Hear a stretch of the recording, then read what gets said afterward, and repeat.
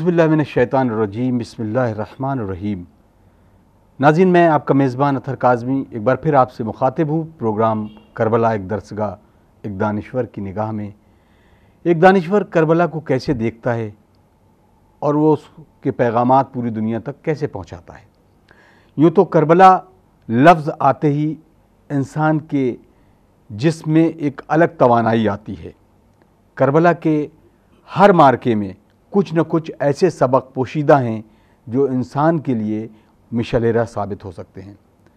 नाज़रीन, हम इस प्रोग्राम के ज़रिए उन तमाम दानिश्वरों से गुफ्तगू कर रहे हैं और उनके पैगामात आप तक पहुँचाने की कोशिश कर रहे हैं। आज हमारे साथ स्टूडियो में अज़ीमुल मर्तबा शख्सियत मौजूद है।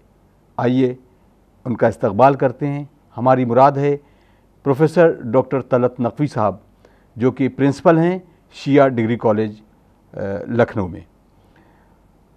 आप उर्दू शोबे से हैं, एक अदीब हैं, एक शायर हैं और यूँ कहूँ कि एक अच्छे मुकर्रिर हैं। कुल मिलाकर अगर एक शख्सियत का पूरा तारुफ़ किया जाए तो करबला के हवाले से उनके क्या ख़यालात हैं, वो कैसे इजहार करते हैं, आइए इस गुफ्तगू का मुफस्सल आगाज़ करते हैं। अस्सलामु अलैकुम डॉक्टर साहब, बहुत खैर मक़दम खदीजा टीवी पे। सर, पहला सवाल ये है कि करबला को अगर हम डिफ़ाइन करें, करबला को एक दानिश्वर कैसे सोचता है, उसके कैसे पैगामात पहुंचाता है, तो करबला कैसे शुरू होती है और कहाँ तक जाती है? असर साहब, आपका सवाल बहुत अहम है कि करबला से हम क्या सबक हासिल करते हैं, इसकी मकसदियत और इसकी इफ़ादियत क्या है। जैसा कि आप सभी हजरात जानते हैं कि तारीख़ आलम व आदम गवाह है कि हर दौर में हक़ और बातिल की दो क़ुव्वतें एक दूसरे के सामने रहीं और हक़ व बातिल का तसादुम होता रहा, लेकिन नतीजे में आखिर में हक़ को फतहयाबी हासिल हुई और बातिल जो है वो बाकायदा चकनाचूर होकर रह जाता है। अगर आप शुरू से चलें हज़रत आदम के ज़माने से, हज़रत आदम जो हैं वो अपने ज़माने में हक़ का नुमाइंदा हैं, लेकिन उन्हीं का बेटा काबिल जो है जब अपने सगे भाई हाबिल को कत्ल करता है तो वो नुमाइंदगी करता है बातिल की। इसके बाद में आप आइए, आप देखिए जनाब मूसा का ज़माना है। जनाब मूसा के ज़माने की सबसे बड़ी बातिल ताकत का नाम है फ़िरौन, जो अपने आप को खुदा मनवाता था और जनाब मूसा ने फ़िरौन नहीं माना। और जनाब मूसा और फ़िरौन का आपस में तकाबुल होता है, आपस में बाकायदा इन दोनों का जो है वो हक़ व बातिल का तसादुम होता है, लेकिन उसके बावजूद जो है जनाब मूसा को फ़तह हासिल होती है और फ़िरौन जो है वो दरियाए नील में गर्क हो जाता है। इसके बाद में जनाब इब्राहीम का ज़माना है। जनाब इब्राहीम के ज़माने में भी नमरूद ये चाहता था मुझे खुदा कहा जाए। जनाब इब्राहीम ने खुदा कहने से इनकार कर दिया। उसने ये कहा, जनाब इब्राहीम ने कहा कि मेरा खुदा वो है जो सूरज को मशरिक़ से निकालता है, अगर तू खुदा है तो इसी सूरज को मगरिब से निकाल कर दिखा दे। चूँकि वो झूठा खुदा था, उस सूरज को मगरिब से निकाल कर न दिखा सका। हर दौर में ये हक़ व बातिल के तसादुम चलते रहे हैं और यही तसादुम आगे चला, सरकार दो आलम के ज़माने में आया। सरकार दो आलम का भी बातिल ताकतों से मुकाबला रहा और उन मुकाबले में हमेशा सरकार दो आलम ख़त्मी मरतबत को फ़तह याबी हासिल रही। इसके बाद में इमाम मौला अली का ज़माना आता है और मौला अली ने हक़ का परचम हर मैदान में बुलंद किया, चाहे वो खैबर हो, चाहे वो खंदक हो, चाहे वो अहद हो, चाहे वो सिफ़ीन हो। हर जगह मौला जो हैं वो फ़तह याब नज़र आते हैं। और इमाम मौला अली के बाद में आपके बड़े फ़र्जंद इमाम हसन अलैहिस्सलाम, इमाम हसन अलैहिस्सलाम ने भी बातिल की बहुत बड़ी ताकत का मुकाबला किया और तारीख़ ने चाहा कि इमाम हुसैन जो हैं वो बातिल के सामने झुक जाएं, लेकिन बातिल के सामने इमाम हुसैन नहीं झुके, बल्कि इमाम हसन ने सुलह करने के बाद में बातिल को सुलह के क़ैद खाने में मुक़य्यद कर दिया। और इसके बाद में इमाम हुसैन का ज़माना आता है। अब यहाँ पर बाज़ लोग ये कहते हैं कि रसूल के दो नवासे हैं, एक हसन है, दूसरे इमाम हुसैन हैं। दोनों का जो मिजाज है वो मुतसादिम है, एक सुलह पसंद है, एक जंग पसंद है। ऐसा बिल्कुल भी नहीं है। ये बनी उमैया की साजिश रही कि दोनों शाहज़ादों को आपस में टकरा दिया जाए, ऐसा बिल्कुल नहीं है। बल्कि जो हसन का मकसद था वो इमाम हुसैन का मकसद था। अगर इमाम हसन के ज़माने में इमाम हुसैन को अगर इमामत के फ़रीज़े पर मनसब पर फ़ाइज़ होते तो इमाम हुसैन वही करते जो इमाम हसन ने सुलह करके दिखलाई थी। और अगर इमाम हसन ज़िंदा होते और इमाम हुसैन के दौर में होते तो सन 61 हिजरी में ये वही मार के आ रहा जंग जो थी इमाम हसन के साथ में होती। अब इमाम हसन के बाद 10 साल तक इमाम हुसैन का खामोश रहना, ये खामोशी बता रही है कि ये जंग पसंद नहीं है। ये उन हालात का जायज़ा ले रहे हैं किन हालात में हम पर जिहाद जो है वो वाजिब हो जाता है। हमारे यहाँ दो चीज़ें हैं, एक तो है कोई किसी के ऊपर हमला कर दे, चाकू से हमला कर दे, हमला करने के लिए न वक्त देखा जाएगा, ना मौका देखा जाएगा, ना महल देखा जाएगा, कुछ नहीं देखा जाएगा। और अगर किसी मरीज़ को ऑपरेशन करना है तो मौका भी देखना होगा, महल भी देखना होगा, वक्त भी देखना होगा, किस जगह ऑपरेशन होना, सब चीज़ें देखनी होंगी। तो इसी तरीके से इमाम हुसैन ने 10 साल इंतज़ार किया और जब बाकायदा करबला के मैदान में इमाम हुसैन पहुँचे, जब वो हालात पैदा हो चुके थे कि अब इस्लाम की मेजर सर्जरी होनी थी। इमाम हुसैन ने ये मेजर सर्जरी बड़ी बड़ी कुर्बानियों के ज़रिए इस सर्जरी को अंजाम दिया। जवान बेटे अली अकबर की जवानी को पेश कर दिया, बराबर के भाई जनाब अब्बास के कटे हुए शानों को पेश कर दिया, अपने चश्माए अली असगर के गर्दन पर तीरे से शोभा उसका खाना इमाम हुसैन के लिए यकीनन एक बहुत बड़ा वाक़या था, लेकिन इमाम हुसैन ने इस्लाम की बका के लिए उसको भी बर्दाश्त किया। अब यहाँ पर मामला ये पैदा होता है कि हम करबला को किस नज़र से देखते हैं। मेरा ज़ाती नज़रिया ये है कि करबला एक बहुत बड़ी दर्सगाह है। करबला सिर्फ मुहर्रम में रोने रुलाने और सियाह लिबास पहनने का कहना चाहिए कि मौका नहीं है, बल्कि सब चीज़ें रोना भी है, उसके साथ में मसाइब पर गिरिया भी करना है, मातम भी करना है, सियाह लिबास भी जो है वो हमारे गम की अलामत। सबसे बड़ी चीज़ ये है कि हम करबला से क्या दर्स हासिल कर रहे हैं। करबला जो है क्योंकि बातिल के मुकाबले में एक हक़ की फ़तह है और इमाम हुसैन ने किन उसूलों को सामने रखकर वो हक़ की फ़तह हासिल की उसको हमें देखना है। देखिए मेरी नज़र में करबला जो है एक बहुत बड़ी दर्शगाह है, बहुत बड़ी यूनिवर्सिटी है, बहुत बड़ी दानिशगाह है। और दुनियावी दानिशगाहों में और करबला वो दानिशगाह है जिसमें ज़मीन और आसमान का फ़र्क पाया जाता है। हमारे यहाँ मसलन हिंदू भाई हैं, वो जाते हैं बाकायदा अपने मंदिर में जाकर इबादत करते हैं। हमारे सिख भाई हैं वो गुरुद्वारे में जाकर इबादत करते हैं। हमारे कहना चाहिए कि दूसरे जो लोग हैं वो अपने अपने इबादत खानों में जाकर इबादत करते हैं। उसी तरह से मुसलमान जो है वो अल्लाह की इबादत जो है मस्जिद में करता है। लेकिन इमाम हुसैन ने ये मजलिसों की शक्ल में वो एक हमको यूनिवर्सिटी अता कर दी है कि यहाँ पर न रंग का फ़र्क पाया जाता है, न नस्ल का फ़र्क पाया जाता है, न यहाँ काले गोरे का फ़र्क पाया जाता है, न अमीर और गरीब का फ़र्क पाया जाता है। जहाँ मजलिस होती है वहाँ पर शिया भी होते हैं, वहाँ सुन्नी भी होते हैं, वहाँ ईसाई भी होते हैं, वहाँ हिंदू भी होते हैं। क्योंकि इमाम हुसैन की जो कुर्बानी है ये सिर्फ एक मसलक के लिए नहीं,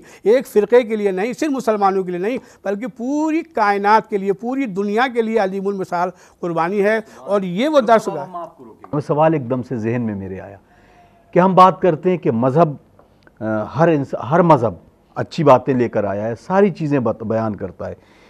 अगर हम इस पस मंज़र में देखें तो वो शेर बहुत अच्छा है कि मज़हब नहीं सिखाता आपस में बैर रखना।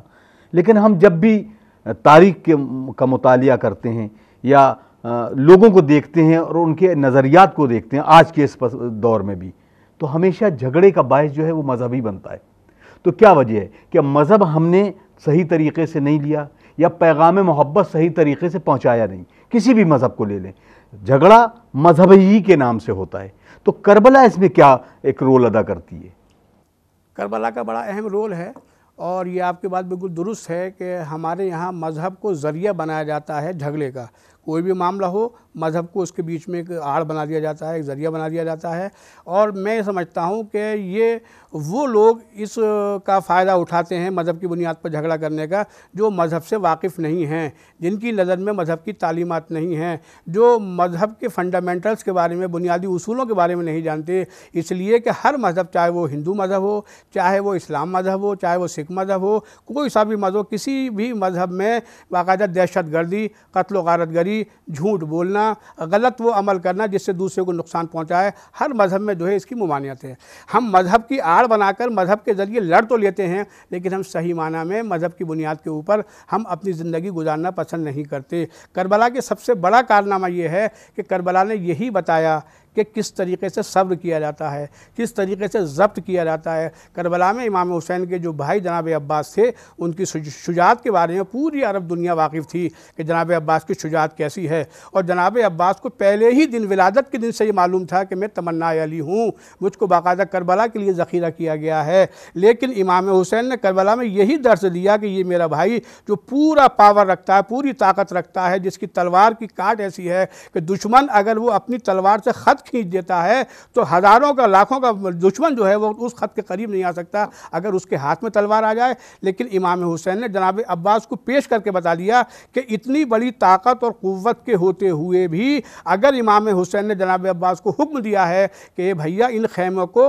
दरिया के किनारे से हटा लो, यकीनन ये बहुत बड़ी बात थी, बहुत बड़ा जनाब अब्बास के लिए फ़ैसला था। लेकिन ये जनाब अब्बास का इमाम के हुक्म के सामने इताअत करना था कि फ़ौरन इमाम के हुक्म को माना, अपनी ताकत का मुज़ाहिरा नहीं किया, अपनी ताकत का मुज़ाहिरा नहीं किया। और जब एक मरतबा ऐसा मौका आया कि जनाब अब्बास को गैज़ आ गया तो एक मरतबा खैमे में किसी ने जाकर कहा जनाब ज़ैनब से कि भाई अब्बास को आपके गज़ब आ गया है। तो जनाब ज़ैनब ने एक जुमला कहा था कि भैया को बुलाओ और कहना अगर भैया ना आए तो मैं सर के बाल खोल दूँगी। बस इतना सुनना था। जनाब अब्बास सर झुकाकर खैमे में दाखिल हुई। ये सबसे बड़ा दर्स है करबला का कि सब्र करें, पेशेंस से काम लें, हिम्मत से काम लें। हम जुल्म को होते हुए देखते रहें लेकिन सब्र का दामन हमारे हाथ से नहीं छूटना पाए। यही सब्र का दामन इमाम हुसैन के हाथ में था कि जिसकी वजह से लोग कहते हैं शब आशूर की इमाम ने जो मोहलत ली, इसलिए इमाम ने मोहलत ली कि इमाम उस रात को इबादतों में गुजारना चाहते। यकीनन इमाम की हर रात जो है इबादतों में गुजरती है। डॉक्टर साहब, अब सवाल आपने मौला अब्बास के हवाले से कही, यकीनन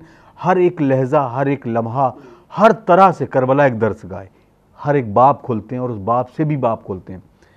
मौला अब्बास की फजीलत में सबसे ज़्यादा जो गुफ्तगू होती है उनकी शुजाअत के बारे में, सब्र के बारे में आपने रोशनी डाली कि किस तरीके से एक शुजा होने के साथ सब्र कैसे किया जाए। शुजाअत का सबसे बड़ा पहलू ये है कि अगर उसको सब्र के ज़ब्त के साथ आगे बढ़ा जाए। मौला अब्बास के इल्म के बारे में हम गुफ्तगू करते हैं क्योंकि एक आप खुद अदीब भी हैं, एक प्रोफेसर हैं, एक टीचर हैं। इल्म के बारे में आप हमारे नाज़रीन को बताइए। जनाब अब्बास की मारिफत के लिए यही बहुत काफ़ी है कि जब छठे इमाम का ज़माना आया तो छठे इमाम ने एक हदीस कही, क्योंकि हमारा नज़रिया ये है कि सरकार दो आलम या जो भी उनके जानशीन हैं 12 इमाम, उनकी ज़बान से जो जुमले निकलते हैं वो हदीस की हैसियत रखते हैं, यानी उनकी हैसियत कुरान के बाद है। इमाम जाफ़र सादिक़ अलैहिस्सलाम ने अपने दौर में एक जुमला जनाब अब्बास के बारे में कहा, फरमाते हैं काना अम्मुनल अब्बास उब्नुल अली नाफिज़ल बसीरत सलबुल ईमान, मेरे चचा अब्बास साहिब ईमान और मुस्तहकम ईमान वाले थे। यानी जिसके लिए इमाम ये गवाही दे साहिब बसीरत हैं। साहिब बसीरत का मतलब उसको पहचानने वाला, यानी सिर्फ देख कर पहचानना नहीं बल्कि पूरी इल्म रखना उसके बारे में। साहिब बसीरत भी हैं और मुस्तहकम ईमान वाले हैं, जिसके लिए इमाम ये सनद दे दे। और यही चीज़ हमने करबला में देखी। देखिए करबला में अगर किसी आदमी को गुस्सा आ जाए तो उसको गुस्से में जब रोका जाता है तो वो रुकता नहीं है बल्कि अपने उस गुस्से का मुजाहरा करता रहता है। लेकिन जनाब अब्बास के बारे में मैं ये सोचता हूँ, जनाब अब्बास इमाम हुसैन का करबला में एक एटमिक पावर की हैसियत रखते थे। अगर इमाम चाहते और इस एटमिक पावर का इस्तेमाल करबला में कर देते तो करबला की जंग का नक्शा ही बदल जाता। लेकिन इमाम ने पहले दिन से जनाब अब्बास को अपने कंट्रोल में रखा। जब जनाब अब्बास ने इजाज़त चाही तभी इमाम ने मना कर दिया। आखिर का मौका ये है कि एक मरतबा इमाम ने कहा भैया अब्बास हम पहल नहीं करेंगे, हम जो है हमले में सबकत नहीं करेंगे। हाँ, अगर कोई हम पर हमला करता है तो हम दिफा ज़रूर करेंगे। और जब रात में शब आशूर जो है शिमर की तरफ से और हुरमला की तरफ से तीर चलने शुरू हुए हैं और ख़याम हुसैनी की तरफ तीर आए तो जनाब अब्बास ने एक जुमला कहा, आका अब तो जंग की इब्तिदा हो गई। यानी मकसद ये था कि मौला इजाज़त हो ताकि हम दिफा करें। लेकिन उसके बावजूद भी इमाम ने जनाब अब्बास को रोका। यही इमाम का रोकना था, यही इमाम का सब्र था, यही इमाम का मुजाहरे कहना चाहिए कि जुल्म के सामने सब्र का मुजाहरा था कि सुबह में एक लश्कर छोटा सा जनाब हुर की शक्ल में ज़ाहिर होता है और आने के बाद इमाम के कदमों पर गिर जाता, कहता है मौला मुझसे बहुत बड़ी ख़ता हुई है, मेरे सामने एक तरफ जहन्नम है एक तरफ जन्नत है, मौला बस मैं चाहता हूँ कि क्या मेरे गुनाह माफ़ होंगे। इमाम ने जवाब नहीं दिया बल्कि इमाम ने नीचे उठने के बाद में जनाब हुर को उठाया, अपने सीने से लगाया, एक जुमला का, ए हुर तू, तेरी माँ ने तेरा कितना अच्छा नाम रखा है कि तू दुनिया में भी आज़ाद है और आखिरत में भी आज़ाद है। ये जनाब अब्बास का बार बार इमाम को रोकना। और जनाब अब्बास के बारे में तारीख़ में ये मिलता है कि शब आशूर जनाब अब्बास ने एक नक्शा बनाया और वो नक्शा कागज़ पर बनाने के बाद में जिस तरीके से जंग का नक्शा होता है, उसमें मेमना होता है, मैसरा होता है, कल्बे लश्कर होता है, सब बनाया। और बनाने के बाद में बतलाइए 72 लोग हैं करबला के जो इमाम के साथ हैं, उसमें बच्चे भी हैं, शीरखार भी हैं। और वो नक्शा बनाने के बाद जनाब अब्बास में इतनी हिम्मत नहीं थी कि अपने आका और भाई इमाम हुसैन के पास बराह रास्त लेकर चले जाएं। पहले जनाब अली अकबर के पास आए और कहा, बेटा अली अकबर, मैंने कल की जंग का नक्शा बनाया है और कल की जंग में हज़ारों का मुकाबला है, हम 72 लोग हैं, भूखे प्यासे हैं, हम किस तरह से जंग लड़ेंगे, मैंने नक्शा बनाया, आप देख लीजिए। जनाब अली अकबर ने कहा, चाचा कैसी बातें करते हैं, आपका नक्शा और मैं नज़रसानी करूँगा? नहीं, मैं नहीं देख, जो भी आपने बनाया बिल्कुल दुरुस्त होगा। उसके बाद में जनाब अब्बास ने कहा, बेटा अली अकबर, क्या कोई रास्ता ऐसा निकल सकता है कि हम अपना नक्शा इमाम की खिदमत में पेश कर दें? इतना इमाम की इताअत, इतना इमाम का ख्याल रखना कि किस तरीके से, यानी अपने लश्कर के कमांडर इन चीफ भी हैं, लेकिन उसके बावजूद भी इजाज़त लेने के लिए वसीला और ज़रिया तलाश कर रहे हैं।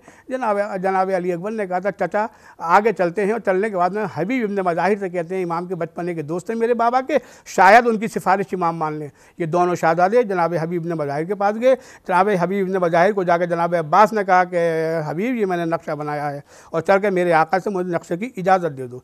अब जनाब हबीब इब्न मज़ाहिर दोनों शहजादों को लेकर आए। इमाम मुसल्ले इबादत पर थे। एक मरतबा इमाम ने चेहरा उठाया और सवाल किया, ये हबीब कैसे आना हुआ?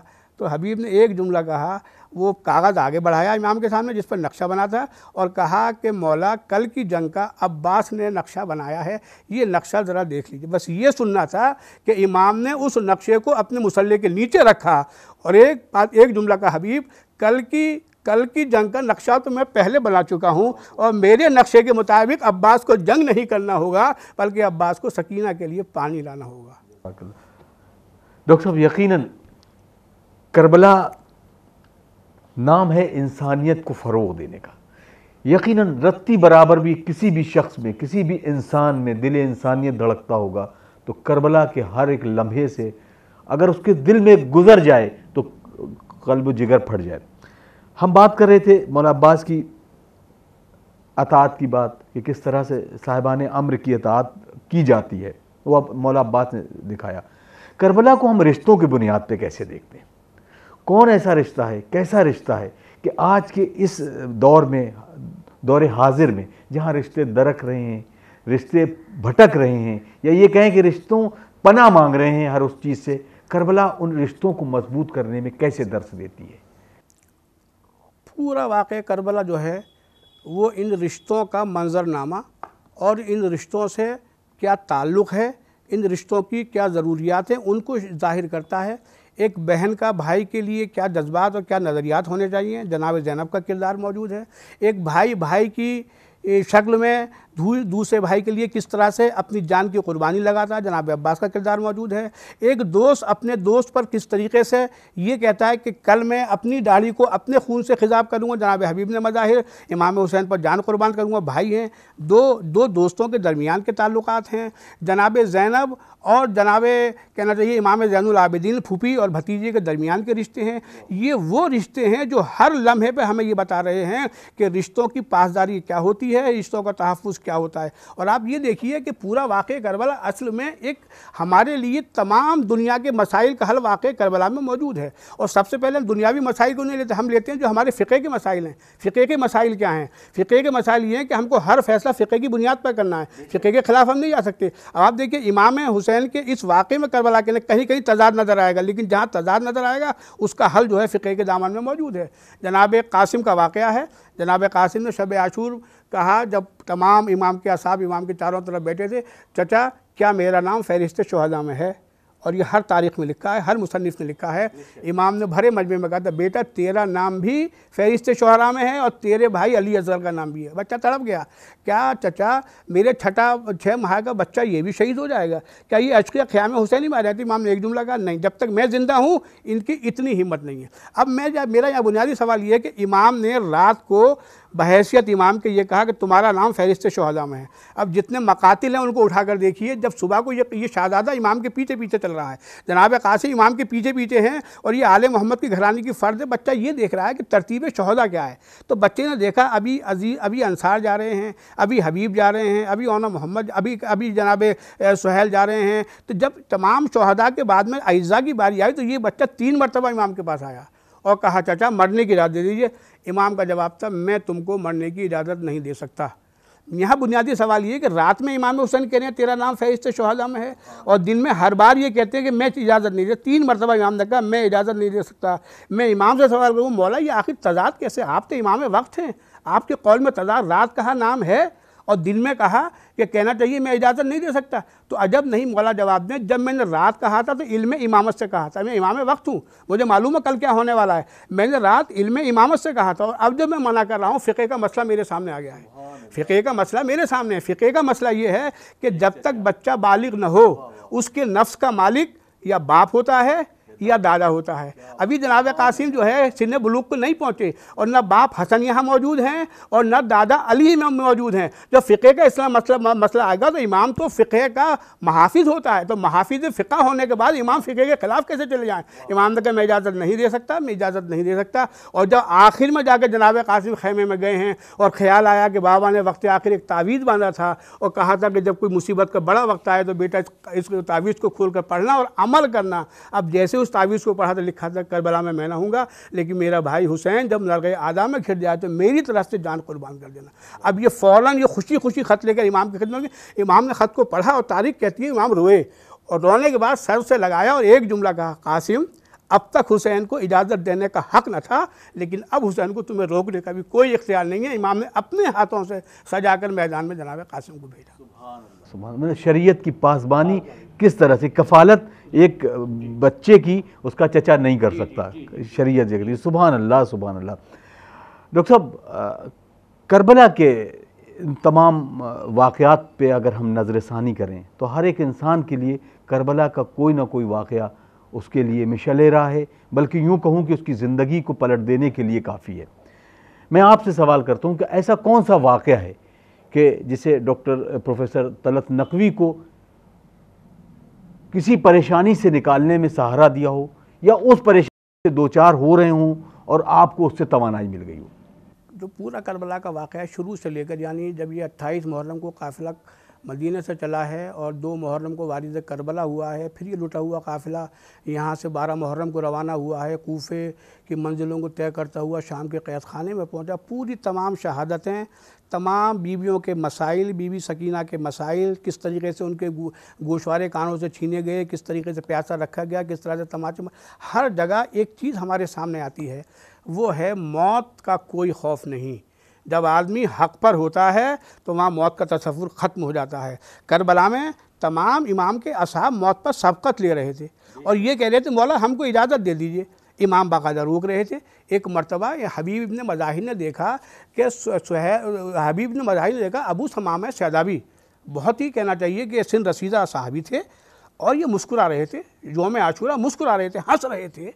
तो एक मरतबा हबीब ने टोका, अबू समामा तुझे क्या हो गया है? आज आले मोहम्मद पर क़यामत का दिन है और तुम हंस रहे हो।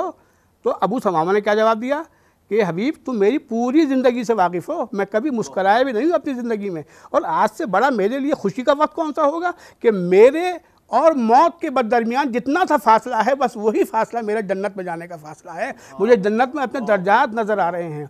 जनाब कासिम की कुर्बानी, जनाब अली असगर की इमाम के हाथों के ऊपर कहना चाहिए शहादात की लाश को रखना और उसके बाद में खून को चेहरे पर मलना और गवाह करना, पालने वाले कहना चाहिए कि तू गवाह रहना। जनाब अली अकबर की मैयत को इमाम को उठाना और उसके बाद में अतफाल हुसैनी से बाकायदा कहना चाहिए मदद लेना। जनाब कासिम के कटे हुए शानों को खुद लेकर आना। और जनाब अब्बास का वाक़या, जनाब अब्बास ने तीनों भाइयों की कुर्बानी पेश करने के बाद में, और उसके बाद में एक मरतबा कहना चाहिए कि इमाम जनाब अब्बास हर खेमे में जाते हैं, बाहर निकल आते हैं, हर खेमे में जाते हैं। तो लोगों ने सोचा कि अब्बास क्या तलाश करें, देखा कि एक खेमे में 9 साल का बच्चा मोहम्मद जनाब अब्बास का बैठा हुआ है, उसको गोद में लाए और लाने के बाद में इमाम हुसैन के कदमों पर रख दिया। कहा मौला मुझे इस बच्चे को मरने की इजाज़त दी। इमाम कांपने लगे। इमाम ने कहा कि उम्मुल बनीन की कमाई कब तक कहना चाहिए कि कत्ल होती रहेगी, तुम्हारे सारे भाई तो कहने शहीद हो गए।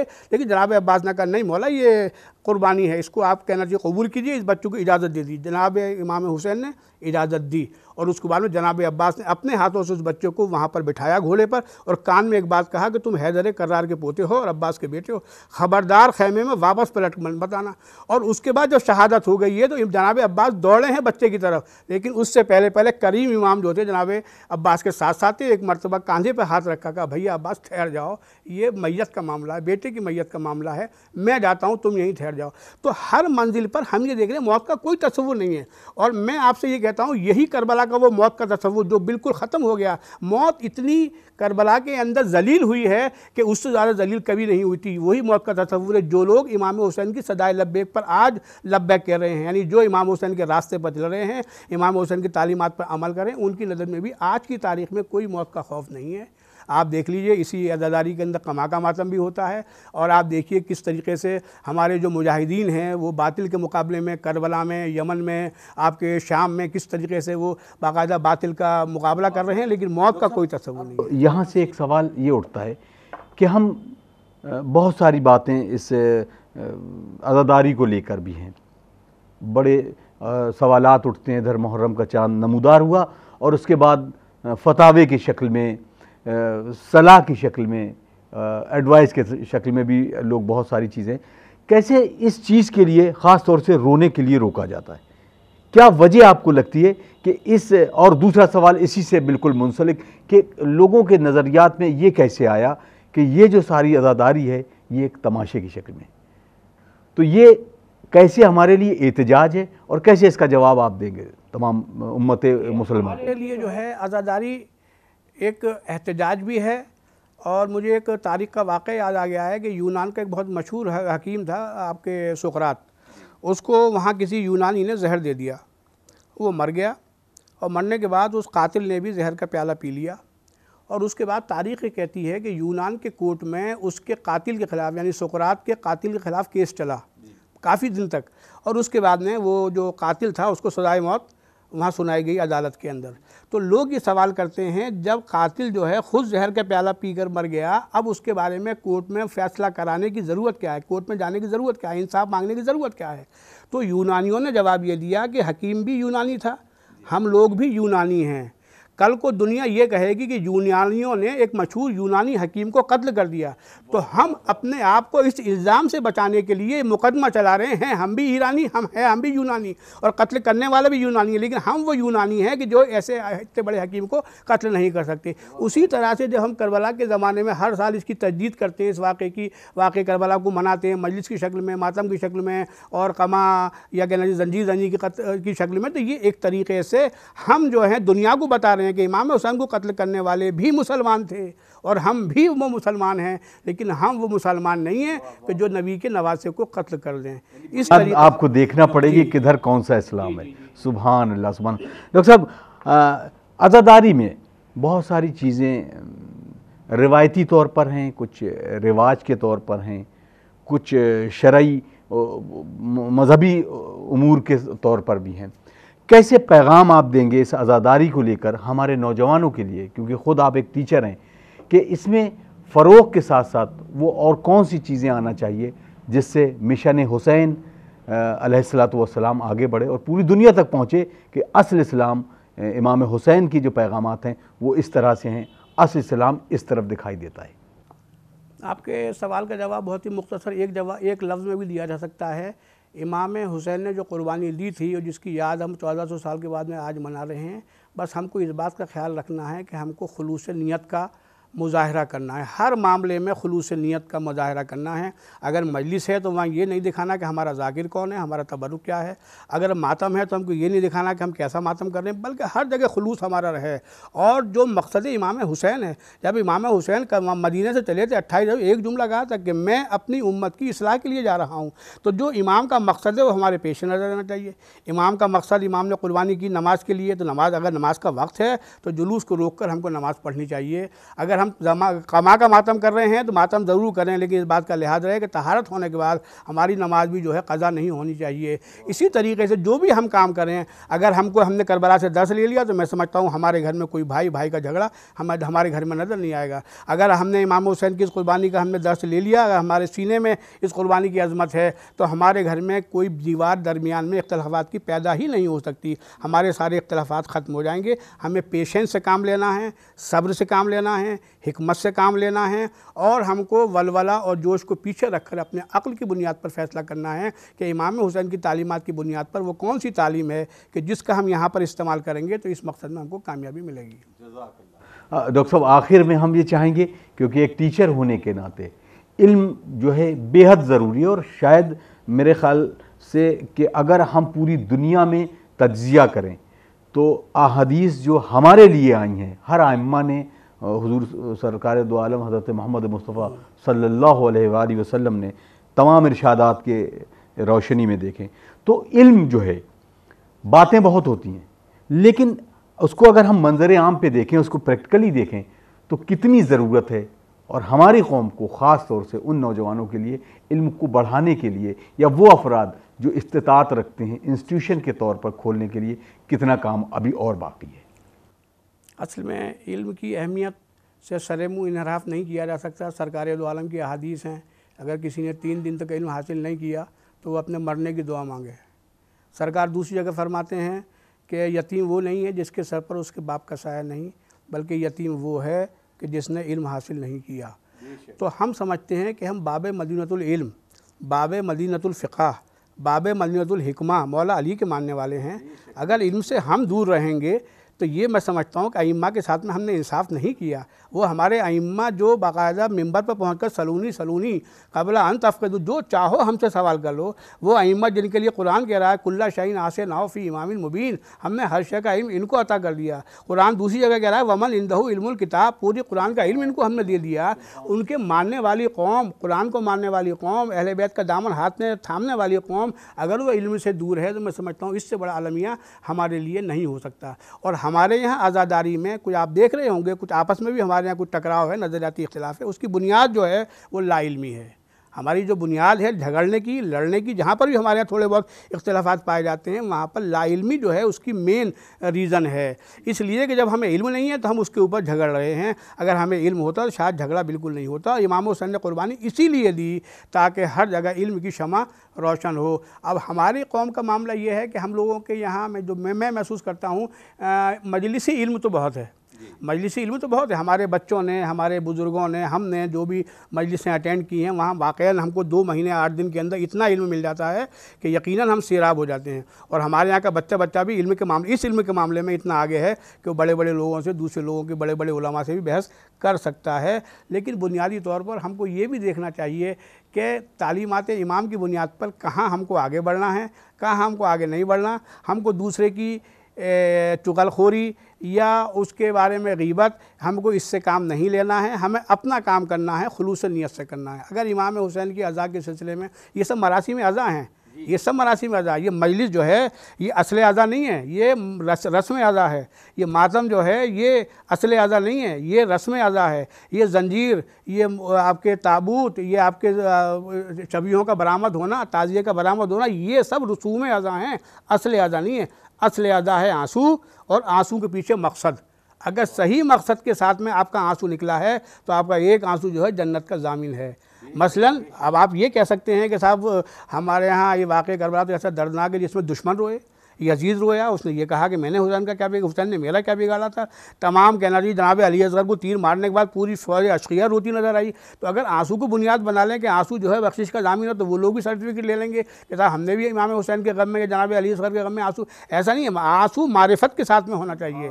अगर जिसका आंसू निकला है वो नमाज के मैदान में भी सबसे आगे हो, वो रमज़ान के महीने में रोज़े भी रखता हो, वो बाकायदा गरीबों का ख्याल भी रखता हो, इताअत वालिदैन भी उसका शेवा हो, और जो इमाम चाहते हैं उसी सांचे में अपनी उसकी ज़िंदगी ढलती चली जाए। तो मैं समझता हूँ इससे बड़ा जो है नजराने अकीदत और कोई और नहीं हो सकता। एक हम अदीब से बात कर रहे हैं, एक बेहतरीन गुफ्तगू इसमें, तो मैं ये चाहूँगा अगर कोई अशार आपके हों या किसी के भी जो नजराने अकीदत के तौर पर आज इस माह मुहर्रमुल हराम के इस मौके पर पेश करना चाहें। एक बहुत ही मशहूर शेर है और ज़बरदस्त ख़ास व आम है कि क़त्ले हुसैन असल में मर्गे यजीद है, इस्लाम ज़िंदा होता है हर करबला के बाद। शेर बहुत अच्छा है लेकिन दूसरे मिसरे से मैं इत्तेफाक नहीं रखता। इस्लाम ज़िंदा होता है हर करबला के बाद। मैंने इस मिसरे को थोड़ा सा बदला है और अब बदलने के बाद हो जाएगा क़त्ले हुसैन असल में मर्गे यजीद है, इस्लाम ज़िंदा हो गया बस करबला के बाद। इस्लाम जिंदा हो गया, बस करबला। अब आप ये सवाल कर सकते हैं कि आज भी तो हमारे यहाँ कहना चाहिए करबला कहना चाहिए कि बरपा है, आज भी तो जंगें हो रही हैं बाकायदा, कहना चाहिए किस तरीके से यमन में जंग हो रही है, किस तरीके से शाम पर कहना चाहिए कि अटैक हो रहे हैं, किस तरीके से आपस में मुल्क लड़ रहे हैं। आप ये सवाल कर सकते हैं कि आखिर ये ऐसा क्यों है। ये सब कुछ है, अब इसमें मज़ीद करबला की ज़रूरत नहीं है, बस मज़ीद जो ज़रूरत है हमको इमाम हुसैन को जज्बे को हासिल करने की ज़रूरत है। अगर वो हमारे पास जज्बा है तो ईरान की तरह से हम किसी भी बड़ी से बड़ी ताकत के सामने सर नहीं झुका सकते, बस हमें जज्बे की ज़रूरत है उसमें। सुभान अल्लाह, सुभान अल्लाह। डॉक्टर साहब बहुत बहुत शुक्रिया, बहुत खूबसूरत गुफ्तगू, नूरानी गुफ्तगू। नाज़रीन, यकीनन लफ्ज़ कम पड़ जाएं, बेहतरीन गुफ्तगू, नूरानी गुफ्तगू। हमारे साथ थे प्रोफेसर डॉक्टर सैयद तलत नकवी साहब, प्रिंसिपल शिया डिग्री कॉलेज लखनऊ, और इस गुफ्तगू करने के लिए हम उनके बेहद शुक्रगुज़ार हैं कि उन्होंने अपना कीमती वक्त और इस नूरानी गुफ्तगू में दिया। उम्मीद करते हैं नाज़रीन आपको ये प्रोग्राम पसंद आया होगा। करबला के हवाले से करबला की मार्फत, करबला सनाशी, इंसान सनाशी, ईमान सनाशी करबला से ली जा सकती है। करबला हमारे लिए दर्सगाह है। एक दानिश्वर करबला को कैसे सोचता है, आपने समाअत फरमाया। नाज़रीन, उम्मीद ये भी करते हैं कि हम अपने किरदार को आइम्मा मासूमीन अलैहिस्सलातु वस्सलाम के किरदार से मिलाने की कोशिश करेंगे और हम हर वो काम करेंगे जो हमें इस्लाम ने बताया है। नाज़रीन, मुझे और मेरी टीम को इजाज़त दीजिए और दुआ में याद रखिए। अस्सलामु अलैकुम व रहमतुल्लाहि व बरकातुहू।